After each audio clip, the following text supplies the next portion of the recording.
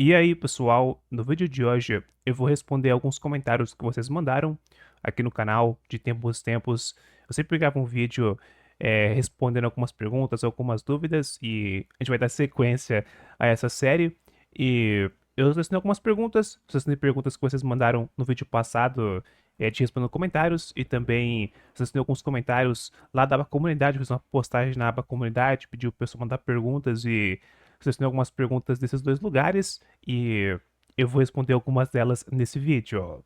E pra gente começar, vamos pra pergunta do Léo. Saiu pra você, Léo. Ele perguntou: Vega Data, essa opção Enable Angle as System OpenGL ES Driver apareceu no modo desenvolvedor, só que não tem como ativar. Queria saber se isso melhora em alguma coisa no Android, se no futuro talvez poderia ser liberada essa opção para ativar. Então, Léo, realmente, em versões mais modernas do Android, dependendo do dispositivo, pode aparecer essa opção de experimental ativar Angle. Estou com o dispositivo rodando Android 15 e essa opção aparece, mas eu não consigo marcar ela, fica desmarcada. Mas é o seguinte, eu não sei direito o que é o Angle, não é algo assim que eu manjo como funciona.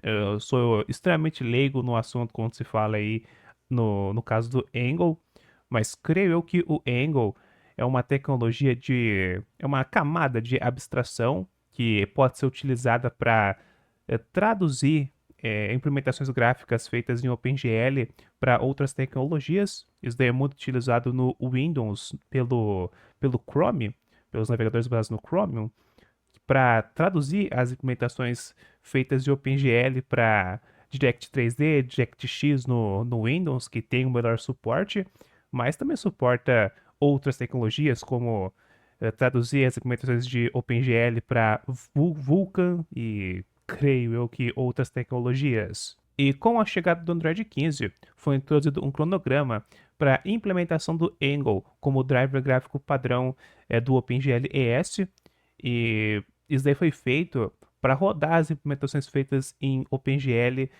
utilizando Vulkan, e o que vai possibilitar isso vai ser justamente o Angle. E de acordo com o cronograma, essa implementação ela vai ser feita aos poucos. No Android 15 chegou como recurso experimental. Aqui eu estou do Android 15 e realmente aparece esse recurso é experimental e pode não ser compatível com alguns apps de câmera e vídeo. Então o Android 15 é experimental ainda. No Android 16, creio eu que isso daí deve ter um suporte melhor. Se duvidar, diversos dispositivos podem suportar isso daqui já por padrão. Agora, no Android 16, no Android 17, talvez aí possa se tornar até o padrão. Dependendo da sua opção no Android 17, nem aparece, porque o padrão do dispositivo já é rodar em cima do Angle. Mas daí, de acordo com o cronograma, coisas podem mudar. De qualquer maneira, vamos ficar no aguardo, mas por enquanto no Android 15 ainda é constado recurso experimental. Deve sair, deve não ser mais experimentado no Android 16 e no Android 17 talvez fique algo já padrão. Sobre esse melhor desempenho, de acordo com a página lá do próprio Android, se não me engano, fala que em alguns casos, sim, podem existir um ganho de performance, mas somente nesses casos onde a aplicação onde o jogo utiliza as implementações do OpenGL ES. E vamos para a próxima pergunta, pergunta do Gambiarra e Companhia. Saiu para você, Gambiarra e Companhia. Opa, Vega, tudo bom? Tudo. Qual foi o aparelho que você mais se divertiu modificando? O que você fez nele? Root, custom ROM e etc. Olha, essa pergunta é difícil. Lá no começo, quando eu entrei nesse mundo mais avançado de Android, eu tinha lá um Galaxy Y, mexendo no software e tal, eu achava mó maneiro, mas eu acho que tem dispositivos que eu já fiz mais coisas que deu pra trazer bastante conteúdos aqui pro canal e aprender bastante. Eu acho que um dispositivo assim que achei magnífico mesmo para fazer algumas traquinagens foi o PokeF1. O PokeF1 a gente utilizou para rodar Windows, já utilizando aquele Project Renegade, rodamos o Windows nativamente nele, gravamos um vídeo aqui no canal mostrando. O PokeF1 tem um bom suporte do Post Market OS, então deu para rodar aí o Post Market nesse dispositivo para rodar. O Post Market OS é uma distribuição Linux convencional e deu para rodar diversas interfaces, o Plasma Mobile, aquele Porsche. Então também deu para brincar bastante com o PokeF1. Outro aparelho que eu achei muito top, assim, de modificar, de mexer com essa parte do software, são os dispositivos da Google, os dispositivos Pixel. Eu tô aqui com o Pixel 7, mas creio eu que o mesmo vale para outros dispositivos Pixel. Esses dispositivos Pixel têm uma liberdade muito bacana. Você consegue rodar uma versão pura do Android, né? Consegue rodar o AOSP, eu tô rodando o próprio AOSP aqui nesse dispositivo e dá para testar coisas. Eu tô testando aquele terminal que foi introduzido aí no Android, que foi introduzido lá no AOSP, mas ainda não chegou em nenhuma versão do Android, tá no AOSP Master, essa opção de ambiente Linux, para você rodar um ambiente Linux diretamente do dispositivo. Estou testando justamente no Pixel e logo mais temos um vídeo disso aqui no canal. E assim, é muito bacana utilizar um dispositivo Pixel. Você consegue rodar algumas custom ROMs com o bootloader bloqueado. Tem a Graphene OS, tem a Calyx OS e outros sistemas que dá para rodar num dispositivo Pixel com o bootloader bloqueado. Claro que requer uma implementação adicional, não é qualquer dispositivo que você consegue rodar um software customizado com o bootloader bloqueado, mas é muito bacana ver que os dispositivos Pixel, isso aí é possível sem muitas dores de cabeça. E também tem outras coisas com Pixel, a gente já testou máquinas virtuais nele, testamos aí essa parte do PKV, uma implementação do AVF, o Android Virtualization Framework. Então, difícil, cara, difícil, mas se fosse dar uma resposta, eu acho que o Pixel e o Pokéfilm foram os dispositivos que deu aí para fazer mais coisas, porque eu fiz mais do que somente instalar custom ROM ou fazer root, e sim deu para instalar uma distribuição Linux, rodar uma máquina virtual, deu para fazer coisas bem diferentes do que a gente está acostumado. E vamos para a pergunta do Leviathan UFC. Saiu para você, Leviathan. Fala, Vega, beleza? Beleza. Grava vídeo ensinando a desbloquear o bootloader do Xiaomi na HyperOS. Olha, eu fiquei sabendo que para desbloquear o bootloader de dispositivos Xiaomi rodando a HyperOS, o procedimento é levemente diferente do que a gente está acostumado na MIUI. E atualmente, o único dispositivo que eu tenho que roda a HyperOS é o meu dispositivo principal, que é o Xiaomi 12T Pro. Só que nesse dispositivo eu uso ele como principal e eu uso ele já com custom ROM. Eu utilizo uma versão customizada da Lineage OS no meu dispositivo. E por ser meu dispositivo principal, eu acho muito trampo bloquear o bootloader para testar isso daí e mostrar o procedimento de desbloqueio do bootloader, porque é o meu dispositivo principal e fica complicado. Mas isso no futuro, dependendo aí, eu conseguir pegar outro dispositivo Xiaomi que roda HyperOS, pode ter certeza que eu vou trazer esse vídeo aqui pro canal mostrando o processo de desbloqueio do bootloader.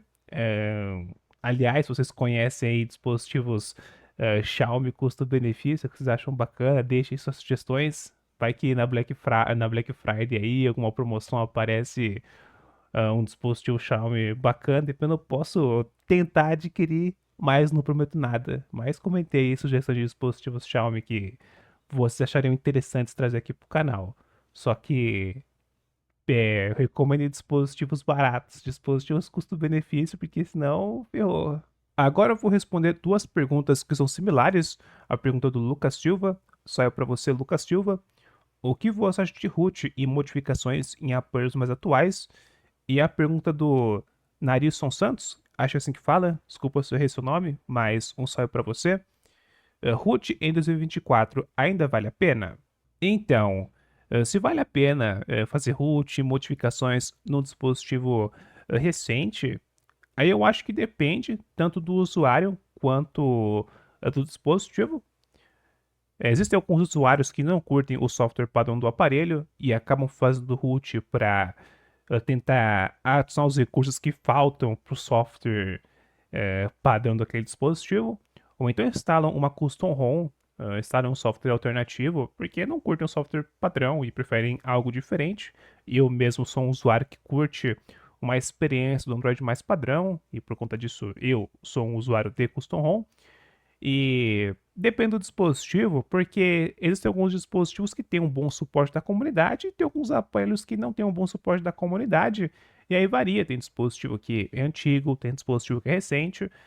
Agora, se vale a pena ou não, depende. O que eu posso falar para você é que existe uma demanda, porque existem alguns aparelhos mais recentes que possuem um bom suporte da comunidade e se existem desenvolvedores que trabalham aí trazendo software customizado, custom ROM para um dispositivo recente e tem usuário utilizando, existe uma demanda. Então, para alguns usuários e para alguns dispositivos, creio eu que vale a pena e que pode ser algo viável, mas depende do usuário, se ele realmente quer aquilo. E se o dispositivo tem um bom suporte, então realmente depende. Agora, se vale a pena fazer root, mexer no software em 2024, aí tem que ver se o usuário ele vai utilizar os recursos que são proporcionados pelo root, pelo software alternativo. Para esse tipo de usuário, fazer isso acaba sendo benéfico, independentemente do ano. Mas, ultimamente, alguns aplicativos vêm criando restrições, alguns aplicativos se recusam a rodar em dispositivos com software alternativo, com software modificado, com root ou similar. E por conta disso, muitos usuários que já utilizavam Custom ROM, que já utilizavam root, acabaram simplesmente restaurando o software pro original do aparelho e bloqueando o bootloader para poder utilizar esses aplicativos normalmente.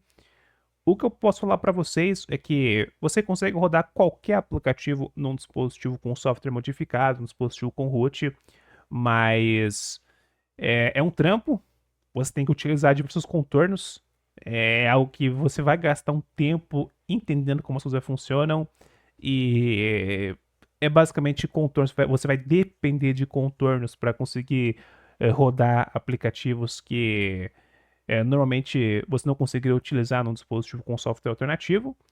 É, e como muita gente não quer ter esse trabalho, acaba que é mais convencional, acaba sendo mais fácil só restaurar o software padrão do dispositivo e bloquear o bootloader.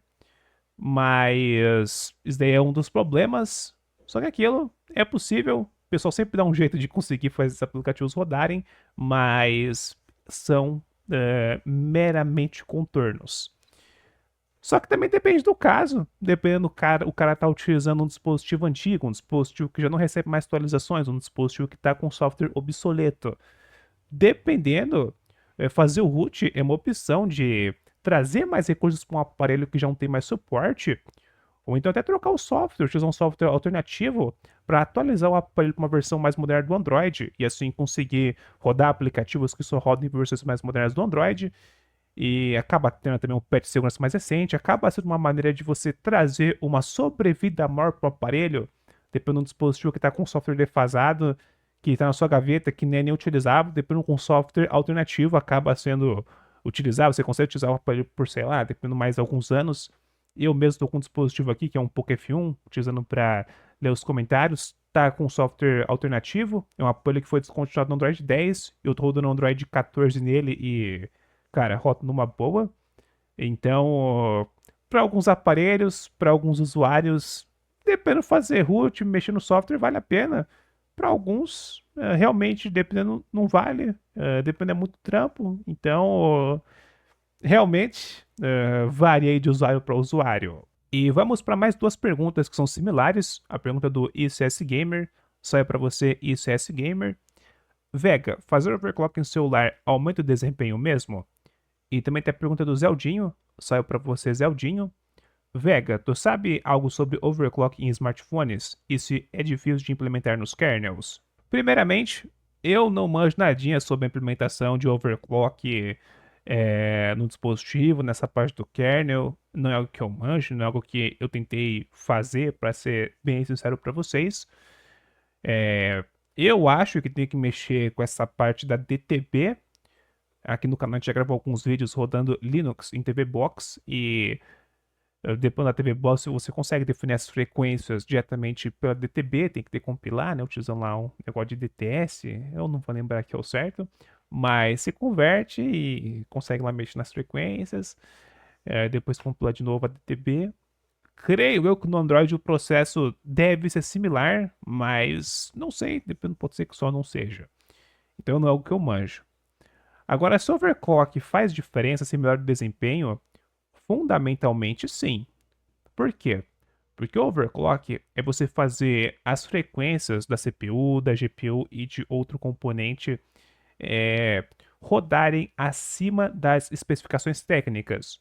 Se tá com sua CPU é de 2.2 GHz, você vai lá e faz overclock para ela atingir 2.4 GHz, você vai estar trabalhando 200 MHz a mais do que o padrão suportado pelo dispositivo, você estaria trabalhando fora das especificações técnicas, então sim, isso daí deve, tecnicamente, melhorar o desempenho, mas é aquilo, você está rodando fora das especificações técnicas, e rodar fora das especificações técnicas, você vai estar aquecendo mais o componente, e por estar rodando fora das especificações, você pode causar danos ao componente, inclusive queimar aí a CPU, a GPU ou outro componente que for overclockado. Isso, fundamentalmente, também tem a parte do perfil térmico, como um componente com overclock iria trabalhar acima das especificações técnicas, isso daí iria gerar mais calor, então se fez overclock na CPU, a CPU ia esquentar mais rápido, e é bem provável que o perfil térmico ele iria ver que o componente está esquentando demais e iria diminuir as frequências para evitar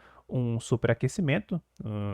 Então, creio eu também que teria a ver essa parte do perfil térmico para fazer o overclock ser eficiente e não ser degradado pelo perfil térmico. Ou então encontrar um equilíbrio do perfil térmico e do overclock. Realmente não sei, não é algo que eu manjo, mais uma vez não manjo de overclock. Depende aí no futuro, a gente pode trazer um vídeo aqui no canal testando, mas eu preciso encontrar um dispositivo velho, porque vai que eu faço overclock, o dispositivo acaba parando de funcionar. Nesse caso, se for um dispositivo velho, um dispositivo de teste, não teria problema em perder o aparelho, mas é isso. Eu não recomendo que você faça overclock justamente por conta de existir esses riscos de você degradar a vida útil do componente, de você ter até o risco de queimar o componente. O overclock é um procedimento que requer um certo conhecimento, então eu não recomendo sair fazendo. Tem que sempre analisar as coisas, ver também essa parte do perfil térmico. Mas no futuro, se eu estudar um pouco sobre esse negócio de overclock, ver como que implementa, ver essas coisas, depois pode trazer um vídeo no futuro aqui no canal, mas eu não prometo nada. Vamos ver aí, depois a gente traz, depende a gente não traz. E pessoal, esse foi o vídeo, espero que tenham gostado. Tiveram diversas perguntas, eu selecionei um monte de perguntas e nem deu para responder todas, mas valeu para você que mandou a sua pergunta, que mandou a sua dúvida, dependendo ela pode ser respondida no próximo vídeo dessa série. Que se for para responder todas, o vídeo vai ficar gigantesco. Mas olha para você que participou, que mandou a sua pergunta. E se você tem uma dúvida, uma pergunta que quer que ela seja respondida nesse formato, em vídeo, coloca nos comentários desse vídeo a sua dúvida, comenta aí sua perguntinha. Você pode comentar sua pergunta nesse vídeo, mas também de tempos em tempos eu faço uma postagem na aba comunidade recolhendo perguntas, também ficar ligado na aba comunidade. Vou pedir para o pessoal mandar perguntas quando estiver perto de fazer esse vídeo. Então você pode ou fazer sua pergunta nesse vídeo ou fazer na aba comunidade quando eu fazer a postagem pedindo perguntas. Eu fiquei livre aí para deixar essas perguntas nos comentários e também comentem o que vocês acharam do vídeo, o que vocês acharam das perguntas, deixem suas opiniões, também deixem o like no vídeo e se inscrevam no canal para não perder os próximos vídeos. Aqui tem vários vídeos manual de Android, então se inscreva para você não perder. E é isso, bye bye.